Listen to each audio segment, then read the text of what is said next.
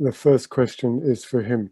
And it's from Andrew Wilkinson at Oxford University. And Vincent, is the continued focus on the Balfour Declaration, which is, after all, ambiguously phrased, does it serve any real purpose in the contemporary political debate, of which we've heard a good deal in the last Q&A session? Thank you. Thank you. The reason for the Balfour Project charity was curiosity about how the UK would mark the centenary. The Balfour Declaration is ambiguous, and unlike texts like the Sykes-Picot Agreement and others, it is still alive because that ambiguity is still alive. The ambiguity between a Jewish homeland and the civil and religious rights of the indigenous people in those 67 words. The reason why I play a part in the Balfour Project is because I believe in the two main strands of activity. One is education and awareness raising, and trying to ensure that the truth reaches people in our own country, because I do believe that Britain has a particular responsibility, not only in the past, but in the present. And secondly, to explore ways forward to ensure equal rights. So to come back to the question, I think the Balfour Declaration has interest because of its ambiguity, because of the many, many different interpretations that can be put upon it, and the many, many motivations that led to it. And the reason why we carry the name today is that the fruits, the outcome of the Balfour Declaration are with us, including the divisions, that it's seeking to heal those divisions that keeps us going. Thank you for that. So the way I'm going to do this is I'm going to merge different questions on the same topic, okay? So several questions have asked about the recent agreement, the Abraham Accords, between Israel, the UAE, and Bahrain. And of course, one has to add to that, because of continuity, the agreement reportedly reached with Sudan just the other day. So do the members of the panel consider that the recent rapprochement between Israel and some of the Arab Gulf states and Sudan to be a step in the right direction, or does it simply weaken the chances of progress towards a genuine solution to the problems of Jerusalem, the occupied territories, and the restoration of Palestinian rights? And maybe Menachem would like to answer that, please. Thank you, Ian. Feel free, also other panelists. Yeah.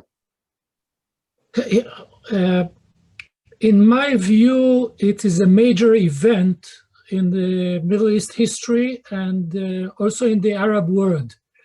The Arab world is totally broken, and it marks the end of the Arab League Peace Initiative, which went along the following line. First, Palestine-Israeli peace agreement, then normalization. Today, there is normalization, but there is no peace agreement and final status agreement between Israel and Palestine. Moreover, de facto annexation already exists in the West Bank, and between Jordan and the Mediterranean, there is only one regime, the Israeli regime, turning the Palestinian Authority to be its subcontractor. In other words, the Arab world signals or sent a message to Israel: see, guys, Israelis, it's your problem. The Palestinian problem turned moved from foreign policy problem to an Israeli domestic problem. It's your problem, deal with it. And this is a very strong message. And I would like also to say that it's not only the Arab world message, it's also European message.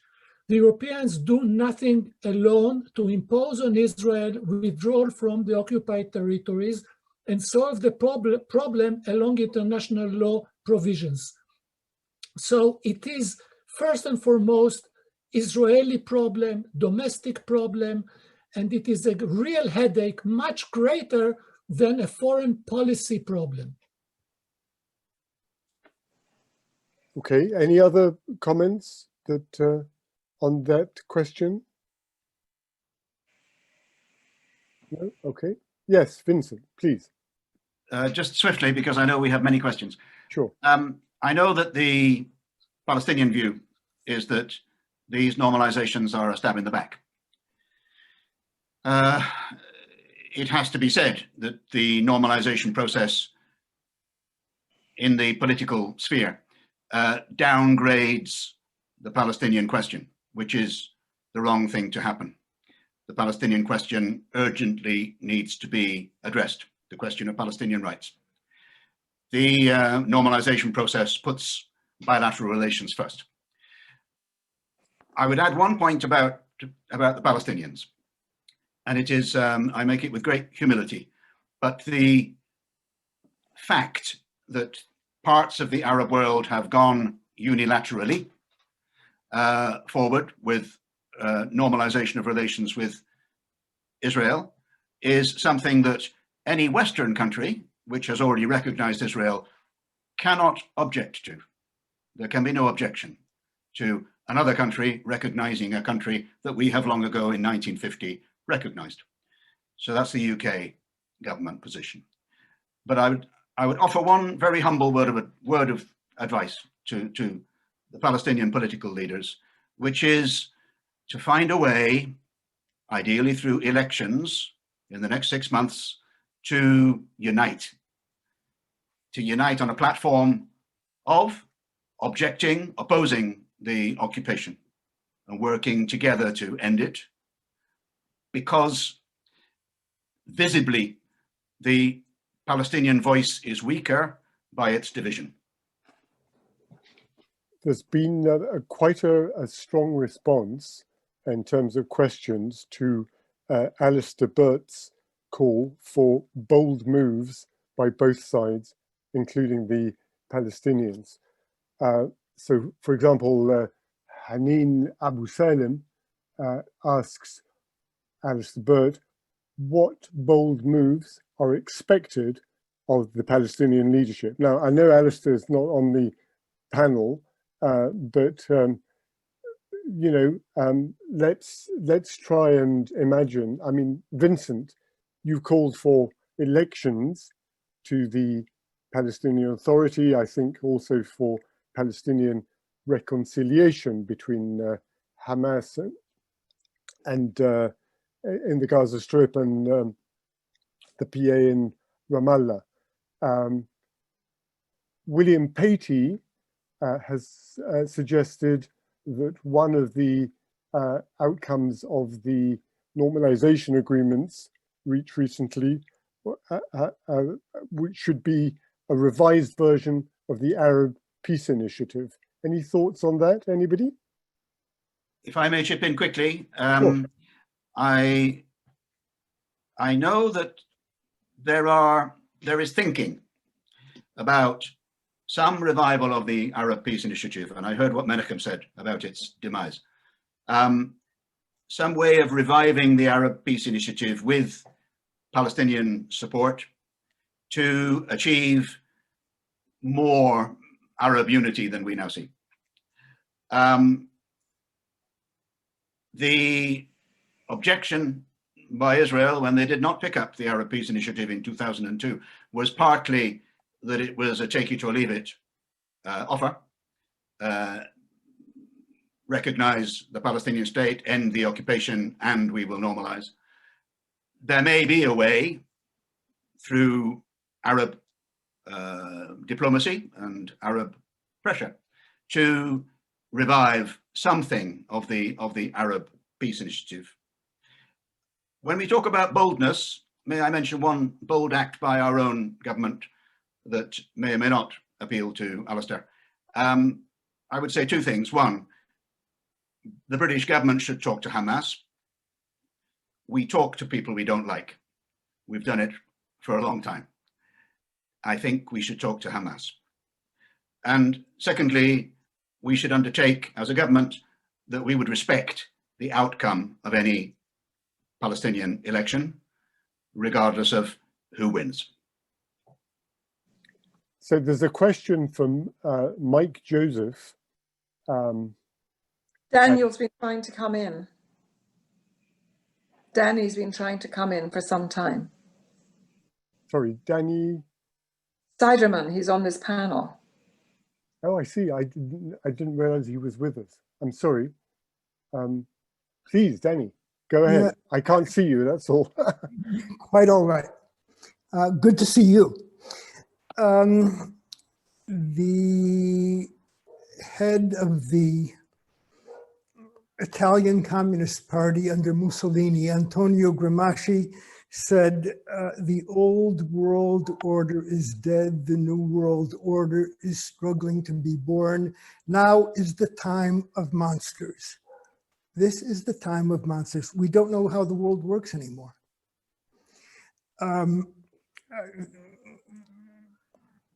Two-state paradigm is in smithereens. The international consensus around it has snapped. Normalization, you want to know about normalization? I'm an Israeli patriot. Normalization sucks. Do you know how difficult it is for an Israeli to be able to say that publicly? Normalization is geared to allow Arab states to circumvent the Palestinians and to Israel to go even deeper into our clinical occupation denial. Having said that, God willing, as of next Tuesday, Inshallah, Be'ezrat Hashem, may it please the Lord, we will begin to rebuild this world from scratch. The post-World War II order is over.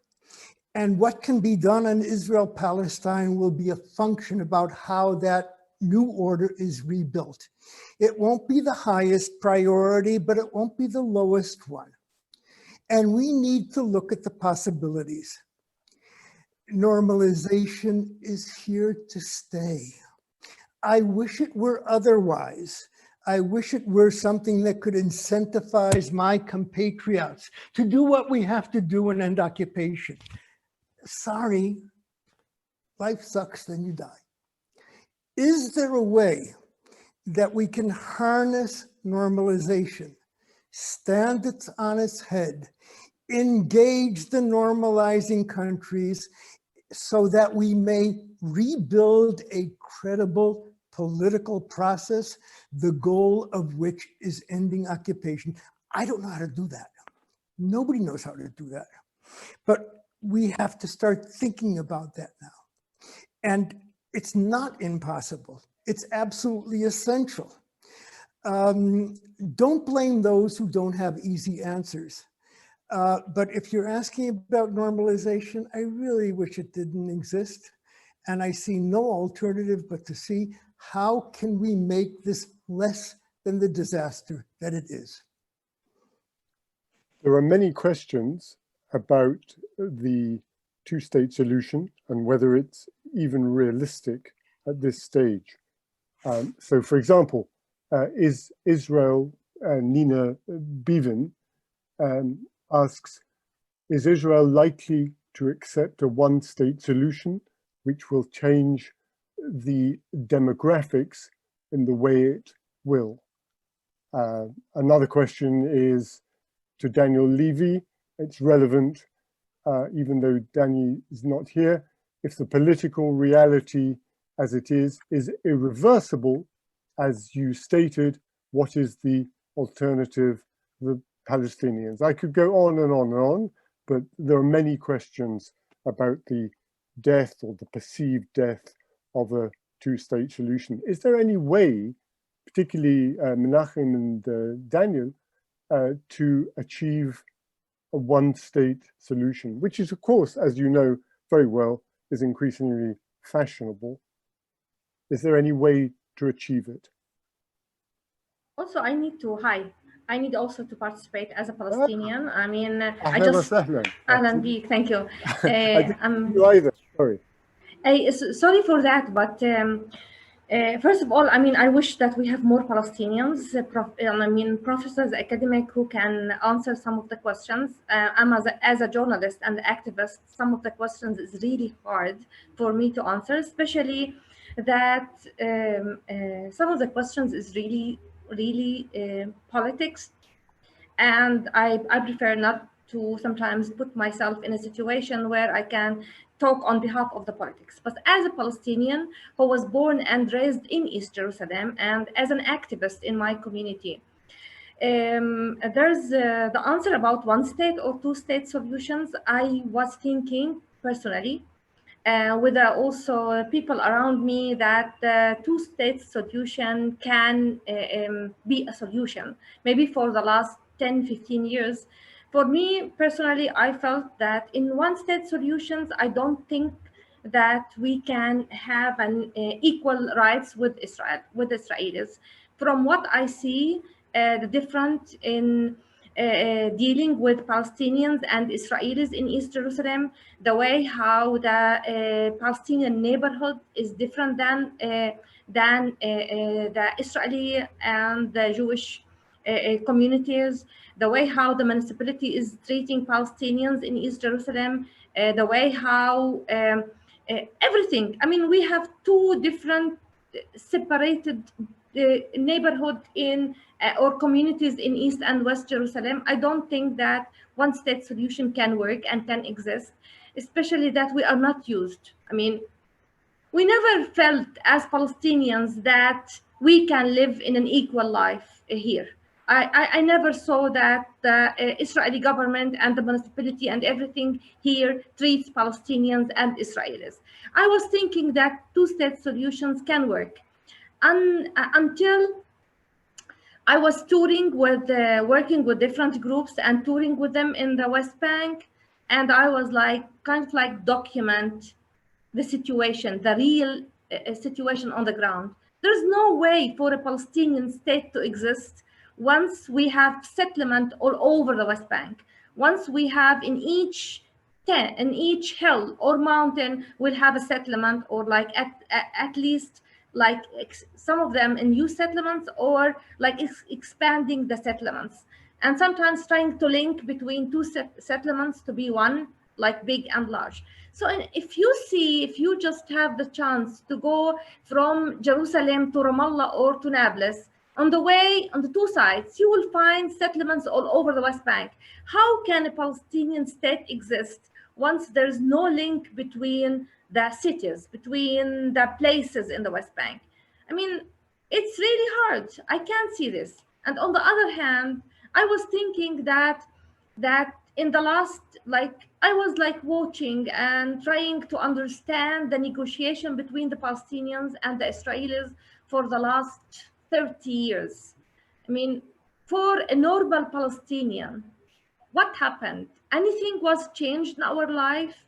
Did we get like to see the privilege of peace, the privilege of Oslo, anything that can like at least give us hope? I think the problem that we are facing, especially the new generation, they live without hope. How can we work on the new generation and give them hope? One of the comments and the questions that I saw in the chat box here, that young generation should meet and talk and like at least share something, have the chance to meet. We don't have like, I mean, rarely you will see Palestinians and Israelis know each other. If they practice sitting together and talking, we don't have this. And normalization is something really big. It's something that really affects our life. But also on the other hand, for me, as somebody who lived in Jerusalem for 45 years, I never practiced to see like a normal life between Israelis and Palestinians in Jerusalem, where we share like supermarkets. We go to the same hospital. We go to the same medical clinics. We always meet in the bus, in the train, but we never lived in a situation or in a place where I can see like normal Israelis and get to connect with them. For the new generation, for my son who's now 20 years, he never met in his life with Israelis or talked to the Israelis. Most of the money that came for the last 30 years from the donors, from the European Commission, from the United States, from different countries, they always take the Israelis and Palestinians, the young leaders, to go to Athens or Turkey or Europe to meet there. And once they return back to their countries, they can't even tell their family members or friends that that they met with Israelis, they have friends. And if they share this with their community, they will be in a big and huge trouble. So Okay, imagine, this is really huge. Thank you very much. We're running out of time and there's a lot of questions to get through. So thank you for answering that question. I'd like to ask Helena Kennedy a question, please. It's a legal point, but it obviously touches on wider issues. In terms of the international community and legal institutions, the Palestinian Authority referred the Israeli war crimes to the International Criminal Court. Do you expect that anything will come of that, Baroness Kennedy? Listen, I'm going to combine that with one of the other questions that I saw in the chat. Sure. And that other question was saying, why can't lawyers from around the world come together and reassert international law and give it the force that it should have? And that sort of feeds into your question, drawn also from the audience, of can the International Criminal Court give us the sort of justice that is being sought? And let me just tell you, the problem is the international law is the product of multilateralism. And at the moment, multilateralism is in retreat. And we know that, and we see it. And I applauded Danny when he said that he was praying that for something miraculous to happen at the beginning of next week. And I join him in praying that something miraculous happens next week, and that we can start a process of actually trying to recover that sense of something which unifies us, where we recognize the need for there being something shared. But let me just tell you that, and I say this to you, Danny, because you're one of my great heroic figures, but that quote from Gramsci is one that I too use, the idea that when the old is clearly rotting and in decline, it is a signifier that something new is going to be born. And we're in that middle period where there are monsters. And at the moment, our world is full of monsters. There's a contagion of a particular kind of authoritarian leader pretending to be a democrat, wrapping himself in the language of democracy, but in fact removing the word liberal, which includes all those things that we know matter. A vital civil society, and media freedom, lawyers and judges who are respected and not being undermined, and where you have a genuine opposition and when you conduct discourse in a different way. So all of that is at the moment being led by monsters. And I do believe that something new will be born. And I think something new will be born because I spend so much time with the young. And I think that our young we've gone through a stage in which the great thing that people were to aspire to, it was all about money. It's all been about transactional relationships, and all of it being about everything that moves has to be marketized. Everything has to be about money. And I think that the people, the young that I spend time with, and it's not self-selecting, I go into universities and I speak to everybody.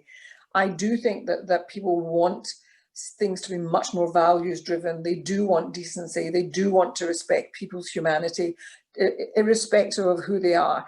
There's something growing just now, that belief that we are stewards of the earth and that we have to protect it for the future and for future generations. There's something noble still there.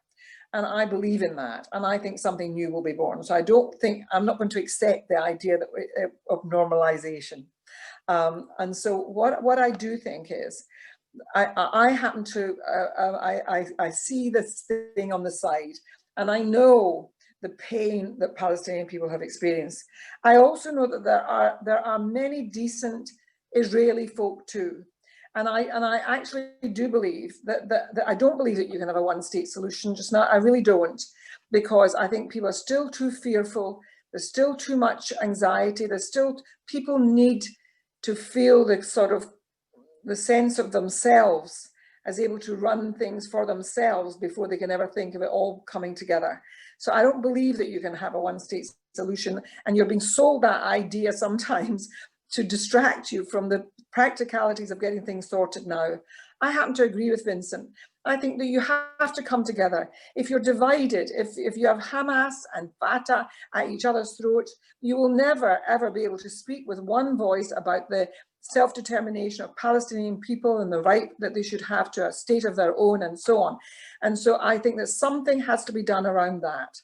And until you solve that, you're going to get nowhere. And something has to be done about it. And you'll be supported in doing that.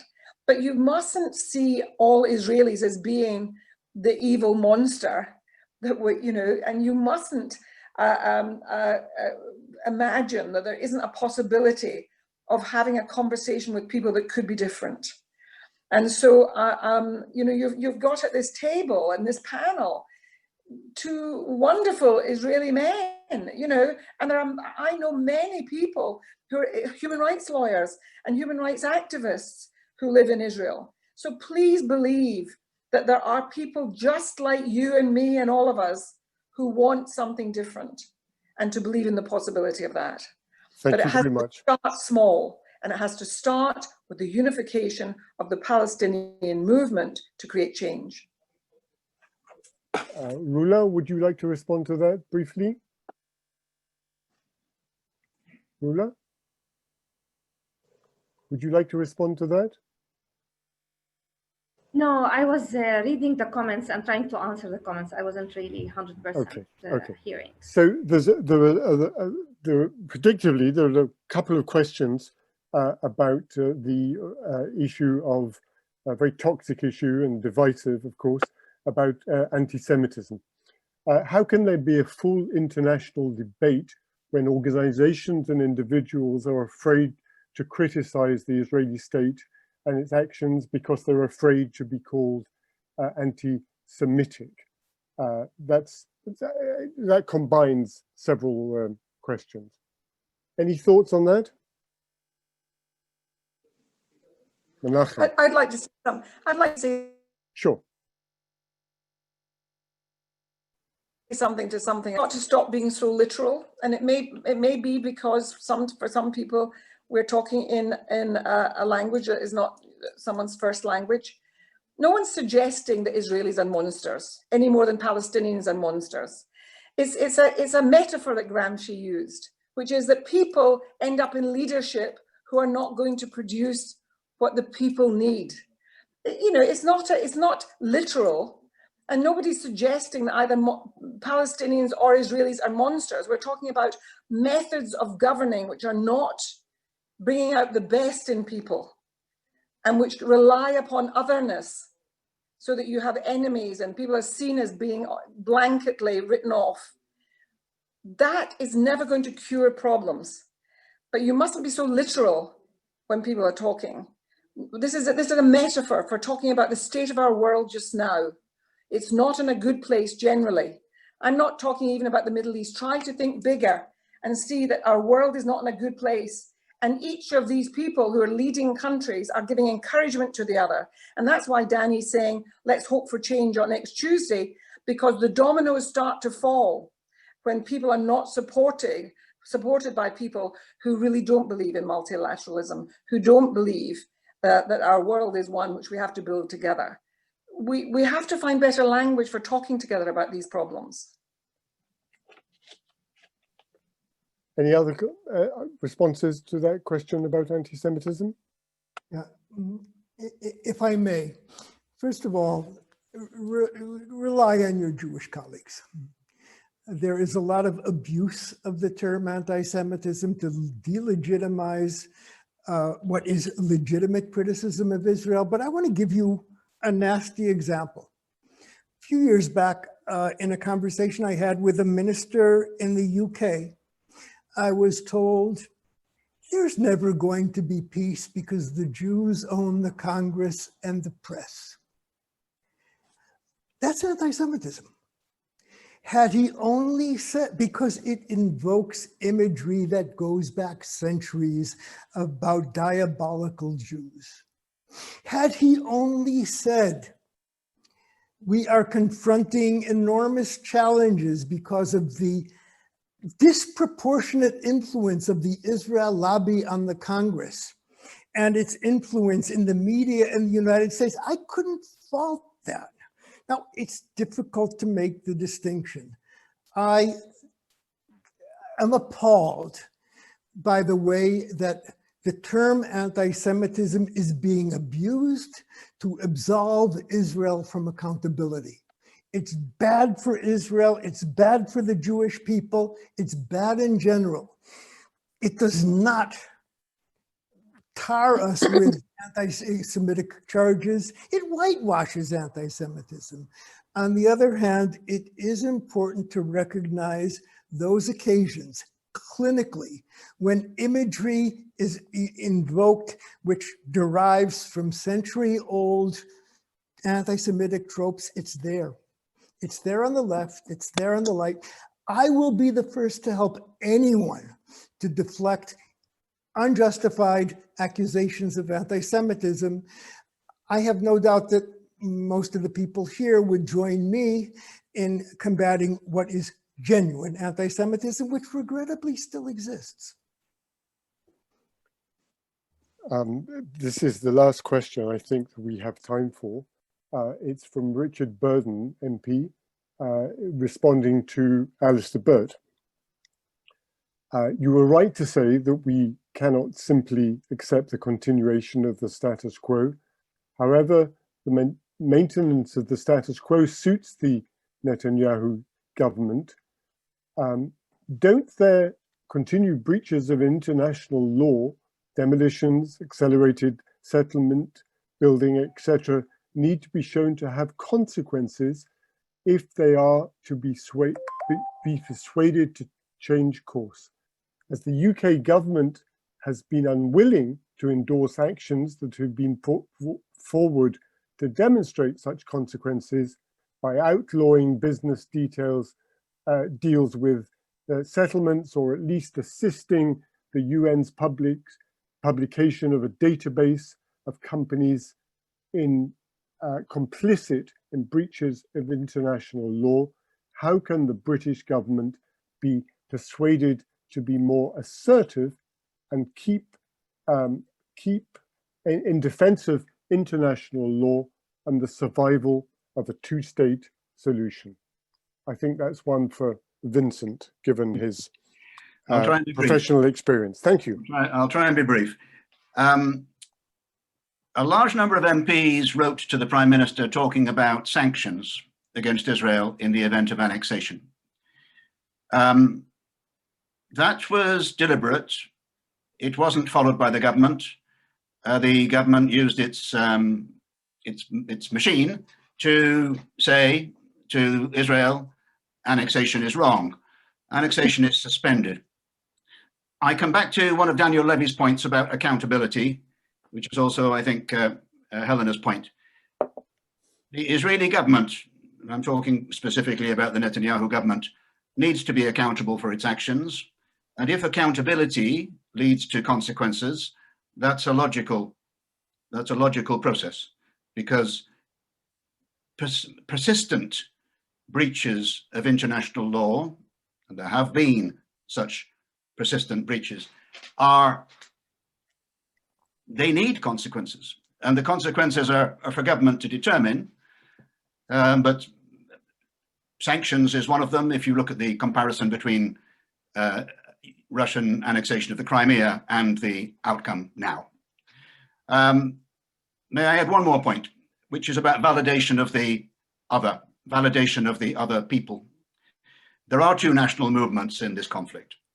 I truly believe that the act of recognizing by the United Kingdom with partners now of a Palestinian state on 67 borders with Jerusalem as the shared capital of both states would have the psychological impact that Tommy Shepherd mentioned, would have beneficial impact, and would do no harm.